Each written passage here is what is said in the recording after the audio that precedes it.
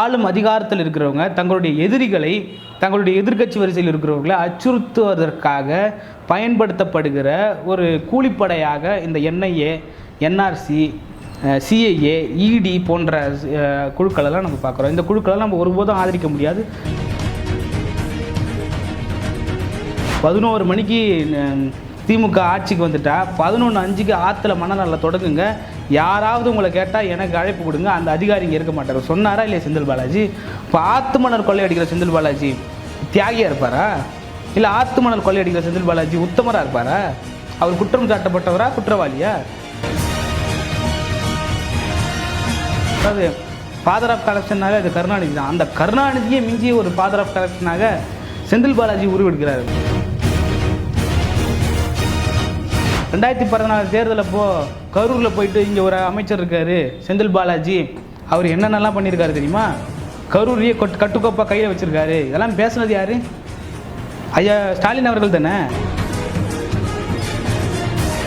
2016 போக்குவரத்து துறையில் செய்த ஊழலுக்காக இவர் மேலே வழக்கு போட்டதே திமுக தான், அதாவது ஐயா ஸ்டாலின் அவர்கள் தான். அந்த வழக்கில் தான் இன்றைக்கி அமலாக்கத்துறை மூலயமாக கைது செய்யப்பட்டு உள்ளே போயிட்டு வெளியே வந்திருக்காரு. இவங்களே வழக்கு போடுவாங்களாம், இவங்களே உன் தியாகம் பெரியுது, அதை விட பெரிது உன் உறுதி, இப்படியெல்லாம் பேசுவாங்களாம். திருடுறவர் செந்தில் பாலாஜி, கொள்ளையடிக்கிறவர் செந்தில் பாலாஜி, ஊழல் செஞ்சவர் செந்தில் பாலாஜி, மணலில் ஆற்று மணலில் திருடினவர் செந்தில் பாலாஜி. இந்த செந்தில் பாலாஜி இப்படிப்பட்ட பாட்டிலுக்கு 10 ரூபா வாங்கின செந்தில் பாலாஜி. இந்த செந்தில் பாலாஜி தியாகின்னா தன் நாட்டுடைய விடுதலைக்காக செக்கிழுத்த செம்மல் வாவு சிதம்பரனார். அவர் யார்? செந்தில் பாலாஜி என்ன தியாகியா? அவர் ஒரு திருடர், அவர் ஒரு கொள்ளைக்காரர், அவர் ஒரு ஊழல் மாஃபியா, அவர் ஒரு மணல் திருடர், 10 ரூபா பாட்டிலுக்கு 10 ரூபா விற்கிறவர், நம்மளுடைய மின்சாரத்தை இன்னொரு மாநிலத்துக்கு கடத்தி அந்த மாநிலத்திலிருந்து வசூலிப்பவர். இப்படிப்பட்ட செந்தில் பாலாஜி தியாகியா?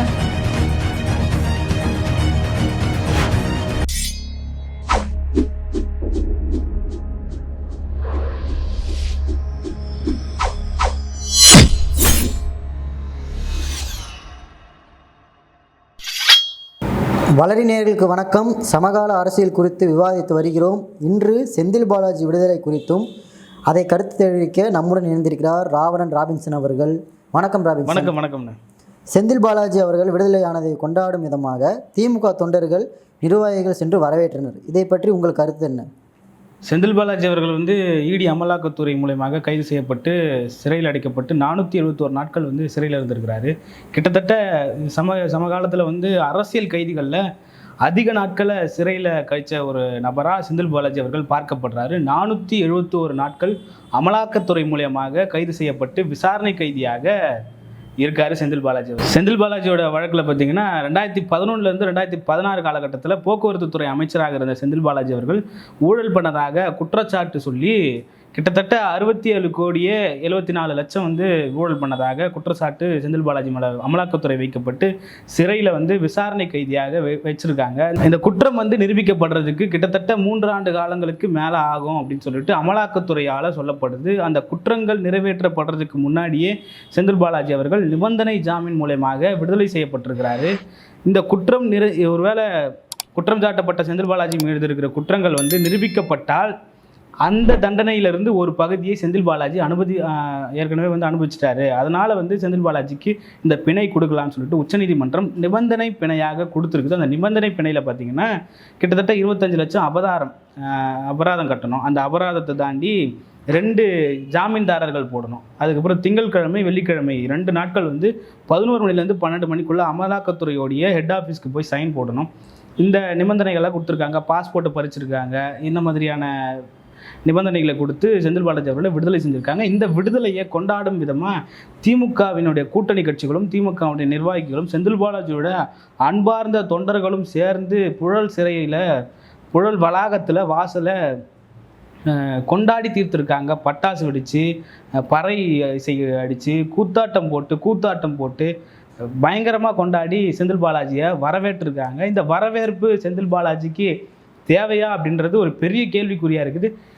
இந்த வழக்கில் கைதாகி சிறை சென்ற செந்தில் பாலாஜி ஒரு தியாகியை வரவேற்பது போல திமுக வரவேற்பது பெரும் வேடிக்கையாக மாறி இருக்குது. செந்தில் பாலாஜி மீதான குற்றச்சாட்டில் அமலாக்கத்துறை நடவடிக்கை சரியானதா தவறானதா?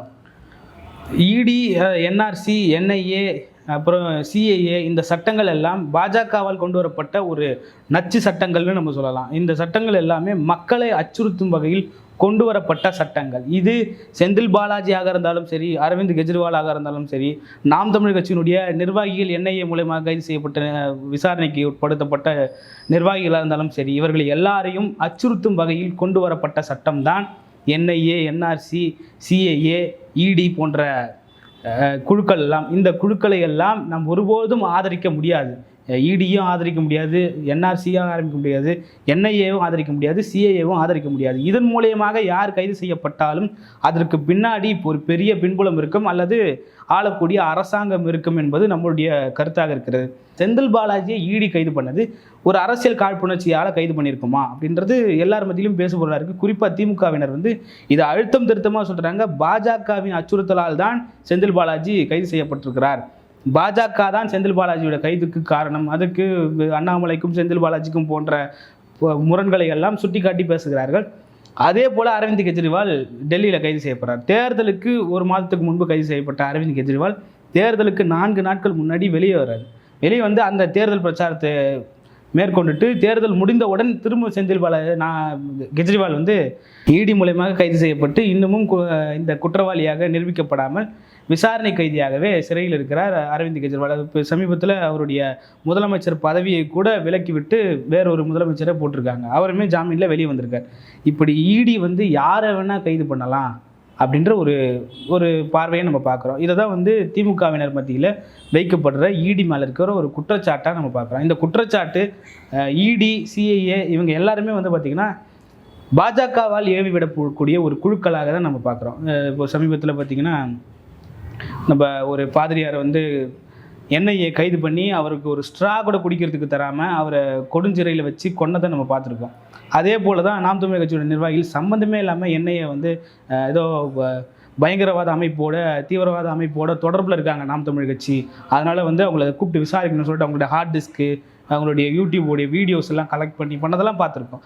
இப்படி ஆளும் அதிகாரத்தில் இருக்கிறவங்க தங்களுடைய எதிரிகளை, தங்களுடைய எதிர்க்கட்சி வரிசையில் இருக்கிறவங்களை அச்சுறுத்துவதற்காக பயன்படுத்தப்படுகிற ஒரு கூலிப்படையாக இந்த என்ஐஏ, என்ஆர்சி, சிஐஏ, இடி போன்ற குழுக்களெல்லாம் நம்ம பார்க்குறோம். இந்த குழுக்களெல்லாம் நம்ம ஒருபோதும் ஆதரிக்க முடியாது. அதே நேரத்தில் செந்தில் பாலாஜி அவர்கள் உண்மையிலே தியாகியா அப்படின்ற ஒரு கேள்வியும் நம்ம இருக்குது. ஆனாலும் நம்மளால் இடி ஆதரிக்க முடியாது. செந்தில் பாலாஜி மக்கள் மத்தியில் குற்றவாளியா குற்றம் சாட்டப்பட்டவரா? செந்தில் பாலாஜி இன்றளவில் சம அளவில் மக்கள் மத்தியில் குற்றம் சாட்டப்பட்டவராக தான் இருக்கிறார். இன்னும் உச்சநீதிமன்றம் அல்லது இடி, அமலாக்கத்துறை செந்தில் பாலாஜி குற்றம் சாட்டப்பட்டவர் இல்லை, அவர் குற்றவாளி என்று நிரூபிக்கப்படவில்லை. அதனால் செந்தில் பாலாஜி குற்றம் சாட்டப்பட்டவராக தான் பார்க்கப்படுகிறார். அந்த செந்தில் பாலாஜி குற்றம் சாட்டப்பட்டவர் தான் என்று மக்கள் ஏற்றுக்கொண்டால் செந்தில் பாலாஜி ஒரு கோட்டுக்கு 10 ரூபா வாங்கினாரா இல்லையா? இந்த கேள்வி இருக்குல்ல. அதே போல் செந்தில் பாலாஜி சொன்னது ஞாபகம் இருக்கா இல்லையா? 11 மணிக்கு திமுக ஆட்சிக்கு வந்துட்டா 11:05க்கு ஆற்றுல மணநல்ல தொடங்குங்க, யாராவது உங்களை கேட்டால் எனக்கு அழைப்பு கொடுங்க, அந்த அதிகாரி இங்கே இருக்க மாட்டார் சொன்னாரா இல்லையா செந்தில் பாலாஜி? இப்போ ஆத்து மணல் கொள்ளையடிக்கிற செந்தில் பாலாஜி தியாகியாக இருப்பாரா? இல்லை ஆத்து மணல் கொள்ளையடிக்கிற செந்தில் பாலாஜி உத்தமராக இருப்பாரா? அவர் குற்றம் சாட்டப்பட்டவரா குற்றவாளியா?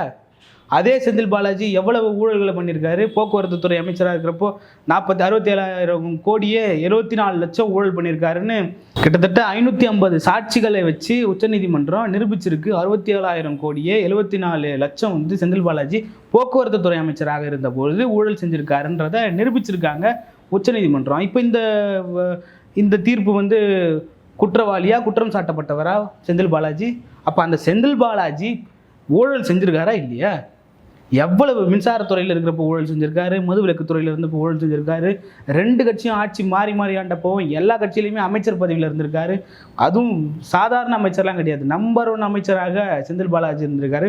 ஒரு மினிஸ்டர் மாஃபியாவாக செந்தில் பாலாஜி இருந்திருக்காரு. செந்தில் பாலாஜி இருக்கிறப்ப இப்போ கடந்த ஈரோடு இடைத்தேர்தல் நம்ம பார்த்துருப்போம். ஈரோடு இடைத்தேர்தலில் எவ்வளவு வேலைகள் செஞ்சார் செந்தில் பாலாஜி. செந்தில் பாலாஜி இல்லைன்னா ஈரோடு இடைத்தேர்தலில் திமுக கூட்டணி ஜெயிச்சிருக்க முடியுமா? எங்களை பொறுத்த வரைக்கும் செந்தில் பாலாஜி அவர்கள் குற்றவாளியாக தான் இருக்க முடியும்.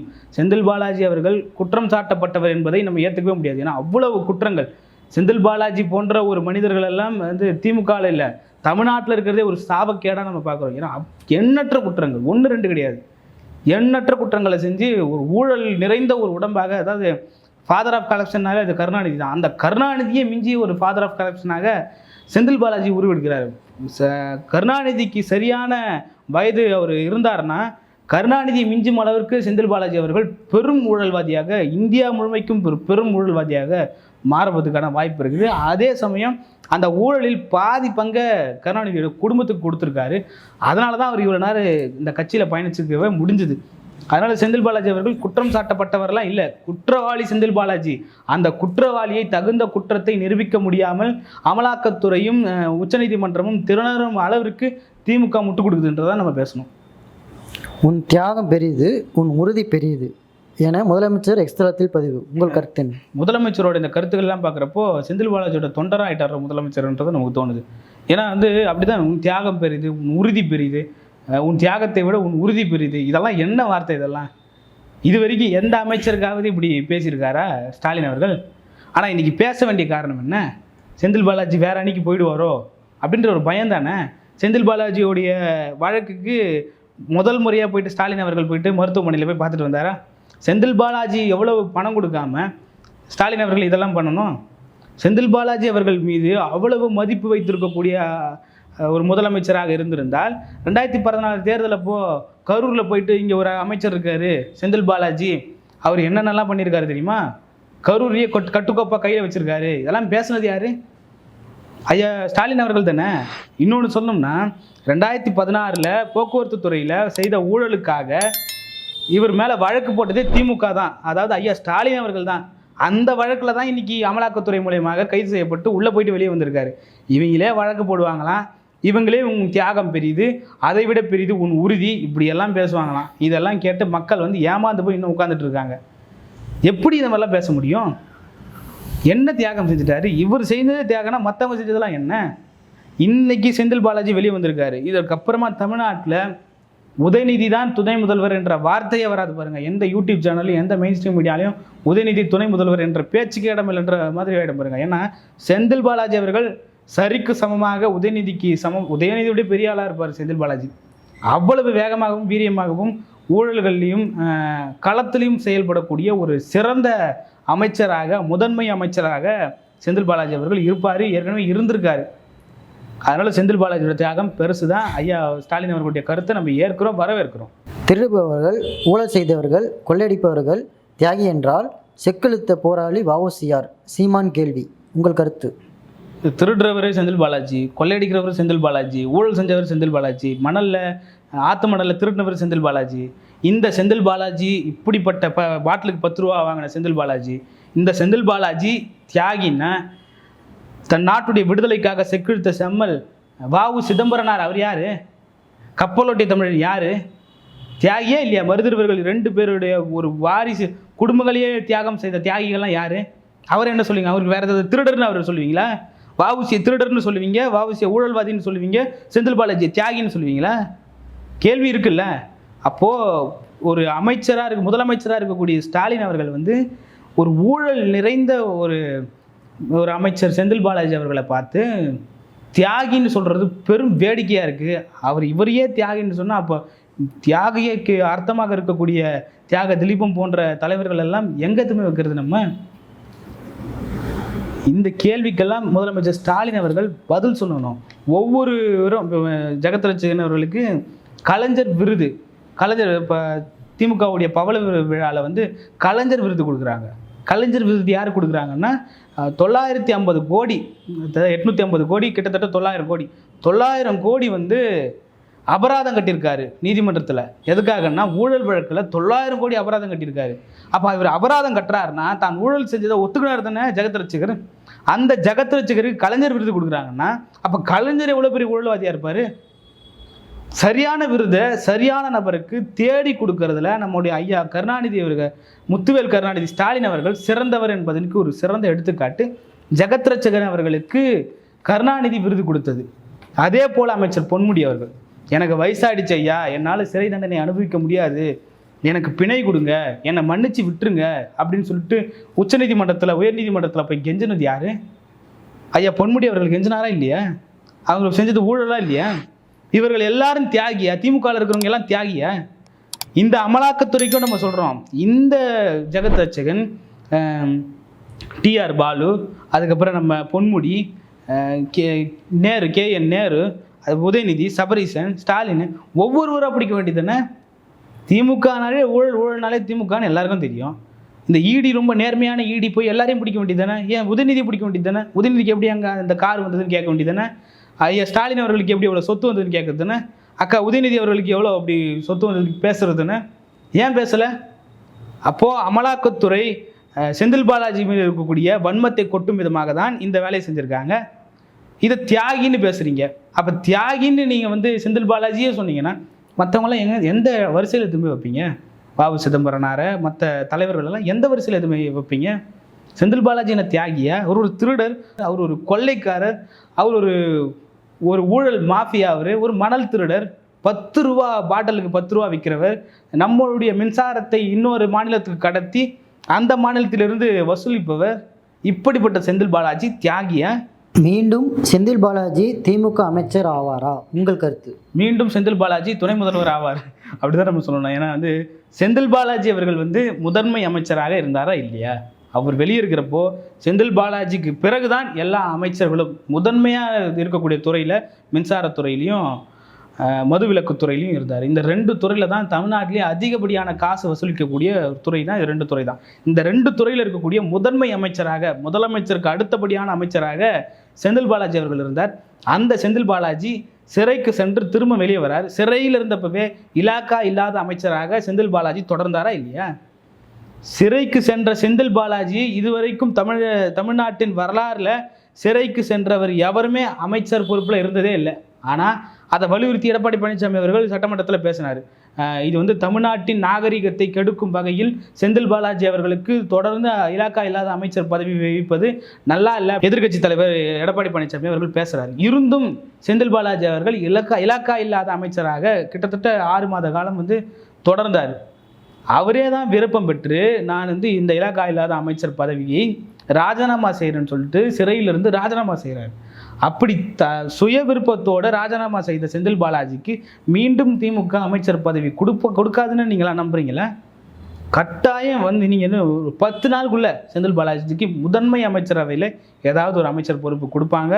அதே நேரத்தில் உதயநிதி அவர்களுக்கும் துணை முதல்வர் அவர்கள் கொடுப்பாங்கன்னு சொல்லிட்டு நம்ம எதிர்பார்க்குறோம். செந்தில் பாலாஜிக்கு அமைச்சர் பதவி கொடுக்கல அப்படின்னா அது திமுகவுக்கு பேராபத்தாயிடும். அது ஸ்டாலின் ஐயாவுக்கு தெளிவாக தெரியும். அதனால் செந்தில் பாலாஜி அவர்களுக்கு கொடுப்பாரு.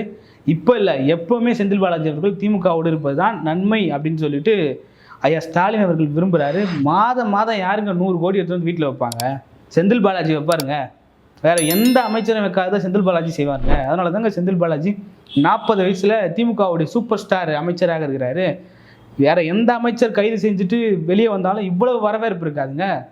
கிட்டத்தட்ட ஒரு தேர்தலில் வென்றா எவ்வளோ கொண்டாடுவாங்களோ அந்த அளவுக்கு கொண்டாடக்கூடிய வகையில் செந்தில் பாலாஜியுடைய வருகை, செந்தில் பாலாஜியுடைய பிணை விடுதலை அந்த அளவுக்கு திமுகவால் கொண்டாடப்பட்டது. தமிழ்நாடு மக்கள் மத்தியில் பெரும் விமர்சனத்திற்கு உட்பட்டது. ஏன் ஒரு ஊழல் நிறைந்த ஒரு அமைச்சருக்கு இவ்வளவு கொண்டாட்டம் திமுக செய்துன்னா திமுக எவ்வளோ பெரிய ஊழல் கட்சியாக இருக்கும்?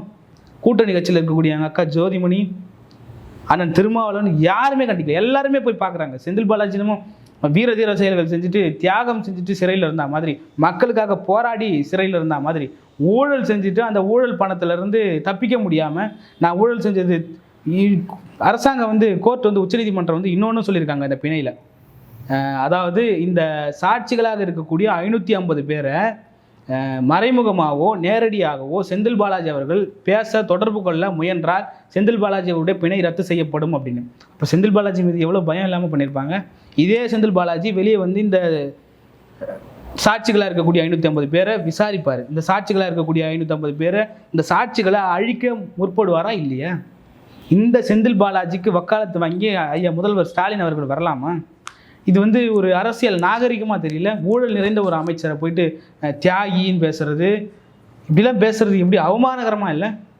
இந்த செந்தில் பாலாஜி அவர்கள் கடைசியாக சொல்ல விரும்புவது என்னன்னா, செந்தில் பாலாஜி அவர்கள் எப்பொழுதுமே திருடர் தான், எப்பொழுதுமே ஊழல்வாதி தான். இந்த செந்தில் பாலாஜி அவர்கள் ஊழல் நிறைந்த அமைச்சரை தியாகி என்று சொல்வது ஏற்புடையதல்ல. இந்த செந்தில் பாலாஜி அவர்கள் இந்த குற்றம் நிரூபிக்கப்பட்டு மீண்டும் சிறைக்கு செல்லப்படுவார் என்று நம்ம எதிர்பார்க்கிறோம். நன்றி, வணக்கம்.